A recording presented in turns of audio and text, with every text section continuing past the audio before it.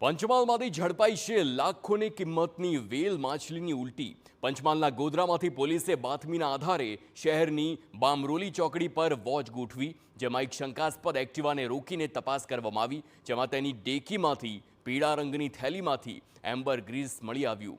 તપાસ દરમિયાન 768 ગ્રામ વજનનું amber Greece ઝડપાયું છે, જેની અંદાજિત બજાર કિંમત 76,80,000 જેટલી થાય છે। તેને કબજે કરવામાં આવી છે।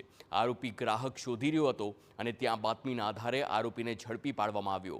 પોલીસે એક્ટિવા, ફોન સહિત તમામ મુદ્દામાલને કબજે કર્યો। આજરોજ ગોધરા બામરોલી ચોકડી નજીક એક એક્ટિવા ચાલક પાસે આ પ્રકારનો પદાર્થ લઈને જતો હોવાની હકીકત આધારે તે એક્ટિવા રોકી અને એની ડિક્કી ખોલાવી અને તપાસ કરતા એની અંદરથી વેલ માછલીની ઉલટી, જેને એમ્બર ગ્રીસ કહેવામાં આવે છે, જે કુલ્લે 768 ગ્રામ, જેની અંદાજિત કિંમત રૂપિયા 76,80,000 થાય છે।